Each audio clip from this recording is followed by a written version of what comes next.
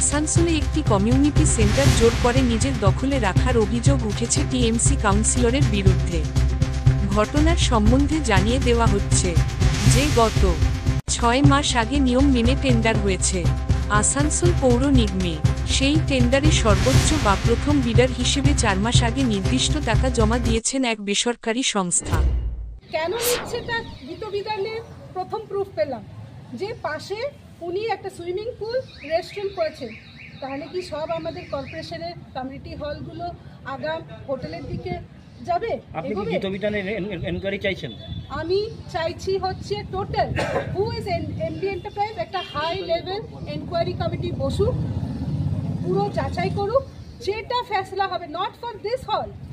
যে এই ধরনের যে অ্যাক্টিভিটি হঠাৎ করে একটা 2025-এ একটা এমবি এন্টারপ্রাইজে এসে প্রত্যেকটা কমিউনিটি হলে এত বড় বড় অ্যামাউন্ট দিয়ে কেন নিতে চাইছে, তার মোটিভটা কি? কারণ এই কমিউনিটি হল মানে হচ্ছে মানুষের জন্যেই, এটা অ্যাভেবিলিটির জন্য, এটা একটা সোশ্যাল একটা রিফর্মের জায়গা। এর মধ্যে কোনো আর্থিক দুর্নীতি দেখছেন যে এত টাকা দিয়ে নিচ্ছে তাকে দিয়ে?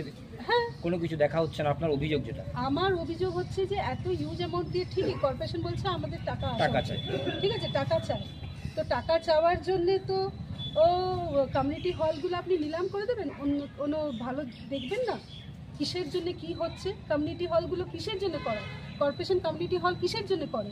আর দ্বিতীয় কথা কর্পোরেশনের কিন্তু আজকে আমি তো এই আমার বলা উচিত না, ঠিক আছে, কারণ আমি হচ্ছি একটা বোর্ডের কাউন্সিলর, ঠিক আছে, কিন্তু কর্পোরেশনকে তো এবার চেক করতে হবে আপনার যেই জায়গাগুলো এনক্রোচ হয়ে যাচ্ছে, সব কিছু হয়ে যাচ্ছে। আমি আর ওইগুলো মিডিয়ার সামনে বললাম না। কর্পোরেশনকে এবার, কর্পোরেশন অথরিটিকে এবার জেগে উঠতে হবে। এটার জন্য যেইভাবে লড়াই করলেন, ভেরি গুড। এই লড়াইটা কিন্তু বাকিগুলো যতগুলো কনস্ট্রাকশন, হাই রাইজ কনস্ট্রাকশন, যতগুলো এনক্রোচমেন্ট সব কিছু হচ্ছে, please look into that. I will be very happy and I will support you. আর আমার একটাই মোটিভ, এটা হচ্ছে 23 নম্বর ওয়ার্ড, আমাদের দুটো স্লাম এরিয়া, আর পুরো বিপিএল আপনি ঘুরিয়ে দেখে নিন, পুরো বিপিএল। কিন্তু তারপরেও এখনও পর্যন্ত আসানসোল পৌর নিগমের 23 নং ওয়ার্ডে শ্রীনগরের শোভন কমিউনিটিগুলো দখল নিতে পারেনি বেসরকারি সংস্থা এমবি এন্টারপ্রাইজ অথবা আসানসোল পৌর নিগম। এই কমিউনিটিগুলো জোর করে দখলে বা আটকে রাখার অভিযোগ উঠেছে আসানসোল পৌর নিগমের 23 নম্বর ওয়ার্ডের তৃণমূল কংগ্রেসের কাউন্সিলর শিকে রেশমার বিরুদ্ধে। শুধু তাই নয়, শাসক দলের কাউন্সিলর কমিউনিটি সেন্টারের টেন্ডার পাওয়া ওই কোম্পানির বিরুদ্ধে একাধিক অভিযোগ করেছেন। এখানে টেন্ডার পার্টিসিপেট করা, আমরা টেন্ডার করেছিলাম, পার্টিসিপেট করা হয়েছিল, সবাই আর অনেকে পার্টিসিপেট করেছিল। এবার উনি হয়তো আগের থেকে, এটা ওনার একটা সোসাইটি আছে আসানসোল উমেন্স ওয়েলফেয়ার সোসাইটি, সেই সোসাইটি আগের থেকে চালাতে পারেনি, সে টার্ম ফেলিওর হয়ে গেছে, টার্ম শেষ হয়ে গেছে।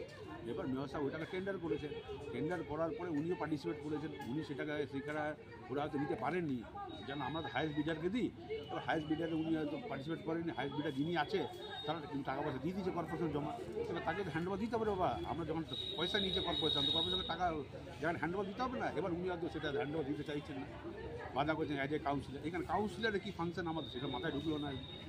আর উনি হয়তো ওই সে ব্যাকগ্রাউন্ড বলছে ওনার ক্যারেক্টার খারাপ না, কী আছে না আছে। এখানে আমরা যেগুলো টেন্ডার করি সেগুলো কোনো ক্যারেক্টার দেখে টেন্ডার হয় না। এগুলো ক্যারেক্টারের যা টার্মস কন্ডিশন থাকে, সেই টার্মস কন্ডিশনে যে কেউ ফুলফিল করলে সে পার্টিসিপেট করতে পারে। তারপর সে সেখানে হাইয়েস্ট বিডার হলো, সে হয়তো নিতে পারে এখানে, তো তাতে ওনার অসুবিধা নেই। উনি আবার এটাকে হয়তো অন্যদিকে ঘুরিয়ে ব্যাপারটা উনি হয়তো মানে ওনার কি বক্তব্য? হ্যাঁ, ওনার কি বক্তব্য?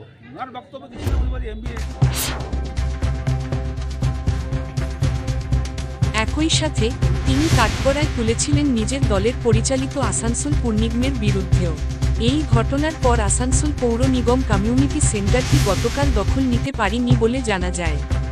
এই বিষয়ে আজ দুপুর 3টায় আসানসোল পৌর নিগমের মেয়র বিধান উপাধ্যায় জানিয়েছেন, কাউন্সিলর শিকে রেশমার নামে কেস করা হবে। আসানসোল থেকে প্রকাশ দাসের রিপোর্ট, জেলার বার্তা।